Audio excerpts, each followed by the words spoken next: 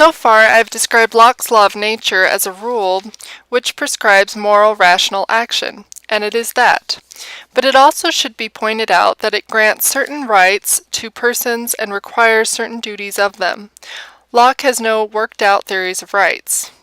However, by examining his examples, we can learn some things about the rudimentary theory to which he seems committed. So far, I've described Locke's law of nature as a rule which prescribes moral rational action, and it is that. But it also should be pointed out that it grants certain rights to persons and requires certain duties of them. Locke has no worked-out theories of rights. However, by examining his examples, we can learn some things about the rudimentary theory to which he seems committed. I will point out only one of those things here. For Locke, rights and duties are correlative. Wherever the law of nature prescribes a rule of conduct, duty, it describes a right. For instance, parents have a duty to preserve their children. Locke derives this duty from the fundamental precept of preservation because if parents did not provide for their children, the children would die. Now from this general parental duty, Locke further derives the duty of parents to share their goods with their children, which extends even to the duty of parents to bequeath their goods to their children. As a result, children have a right to the goods owned by their parents. Men being, by a like obligation bound to preserve what they have begotten, as to preserve themselves, their issue come to have the right in the goods they are possessed of. Similarly, since parents are under an obligation to nourish and educate their children, the children have a right to receive these things.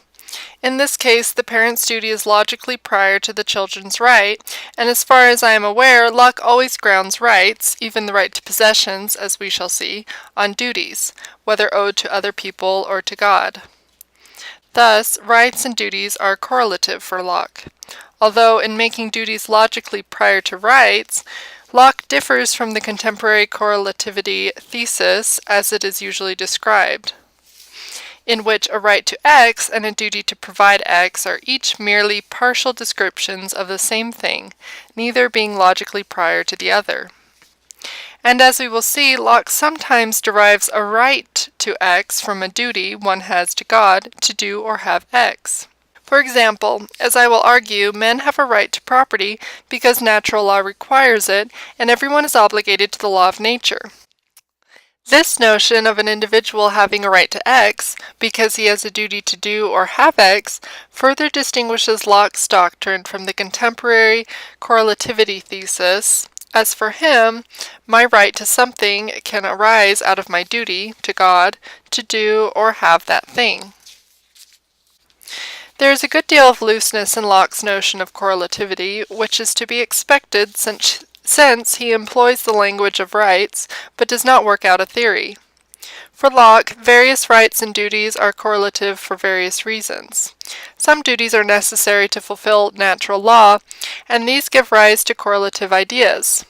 Others, such as the duty not to commit suicide, are correlative with God's right of ownership. And still other rights and duties grow out of agreements.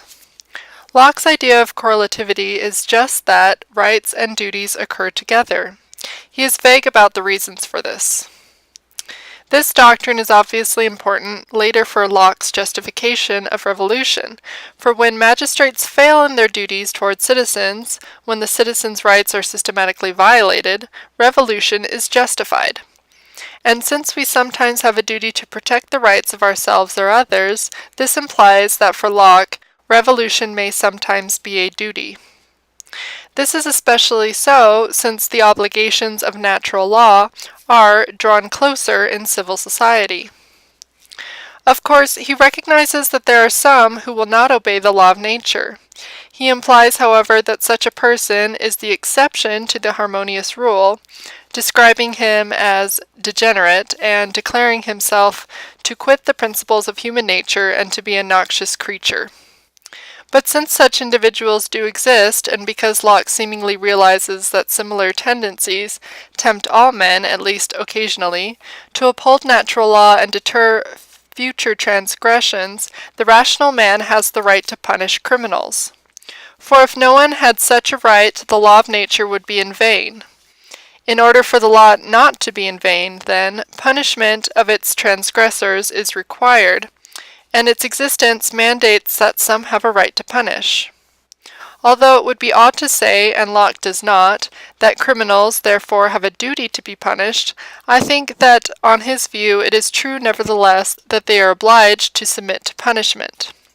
The law requires that criminals be punished, and even criminals are duty-bound to obey the law, so therefore it seems that Locke is committed to the view that they have the duty to submit to punishment. Number 3. Natural law and property. After Locke establishes the state of nature as a condition of equality, founded on God's normative order of peace and preservation, which prescribes both natural rights and natural duties, he discusses the right to property. The context of the problem he sets out to solve was determined by two factors. First, Locke's primary target in the two treatises, Robert Filmer, has argued that since God gave the world to Adam and his heirs in succession, not to everyone simultaneously, only those who acquire property through some legitimate transference of entitlement, bequest, gift, exchange, etc., are morally entitled to it. In opposing this theory, for if true it would support the divine right of kings view of civil government, and could be used, and was used, to undermine a justification of revolution, at least given the theistic assumptions Filmer and Locke share, Locke argues, in the first treatise, that God has granted the world to Adam and all his posterity in common, holding that all have an original equal right to property, but that no one has an original exclusive right to anything. But such an approach creates a new problem. How can it be shown that individuals have private property rights when God has given the world and everything it contains to all in common? Or as James Tooley so nicely puts it, how do exclusive property rights arise from inclusive ones? One answer, adopted by Grotius, Pufendorf, and others, is that universal consent is necessary and sufficient to justly claim anything as one's own. Various schemes were accordingly developed to explain how this could be achieved, but Locke is not willing to undergo the intellectual gymnastics required to substantiate any such view, and he avoids this alternative. As a result, his task is to demonstrate how men might come to have a property in several parts of that which God gave to mankind in common, and that without any express compact of all the commoners. Immediately after starting the problem, Locke begins his justification of property acquisition in the state of nature. This occurs before the well-known passage on mixing one's labor with things, and suggests that his argument is much more complex than we might suppose if we concentrate too heavily on those passages. For before Locke shows how property rights arise, he demonstrates why these rights are necessary for God to work his will for his creatures. Only after establishing this point does he tell us how one appropriates, or excludes others from, goods in the state of nature. And if we miss the former point, we are likely to misconstrue the latter. As I will argue, before he even discusses mixing labor with things, Locke shows that the right to property exists. If this interpretation is correct, it turns out that the passage on mixing labor are not intended as an argument for the existence of property rights, as is commonly supposed, but are designed to show how an individual may exercise his property rights under certain conditions. Locke's prior goal, however, is to show that men must have exclusive rights to property if God's will is to be fulfilled. This, in turn, serves his primary ideological task in writing the two treatises, which is to justify revolution, not to refute Filmer, although that was socially necessary to carry out the former task. In the following passage, Locke explains why property rights must exist. God, who hath given the world to men in common, hath also given them reason to make use of it in the best advantage of life and convenience. The earth and all that is therein is given to men for the support and comfort of their being. And though all the fruits it naturally produces, and beasts it feeds, belong to mankind in common, as they are produced by the spontaneous hand of nature, and nobody has originally a private dominion, exclusive of the rest of mankind in any of them, as they are thus in their natural state. Yet, being given for the use of men, there must be of necessity a means to appropriate them some way or other before they can be of any use, or at all beneficial to any particular man. Here he squarely grounds the right to appropriation upon God's will, the law of nature. His argument is that since God has given the earth to man for his support and comfort, he means for man to use it. But to use most things, an individual must appropriate them. In other words, preservation demands that persons use objects, but to use them they must first appropriate them, must own them. This is just Locke's point in this passage. In another passage, he explains that the food I eat is indisputably mine, but in order for me to legitimately exclude others from its use, there must be a point at which it becomes mine, as it was originally part of the common. To live, I must exclude others from some goods, and to exclude others, I must appropriate. Often, such as with food, this appropriation must be by an individual. So preservation requires appropriation. Moreover, since preservation is a fundamental precept of God's will, it follows that in order for God's will to be obeyed, appropriation is necessary.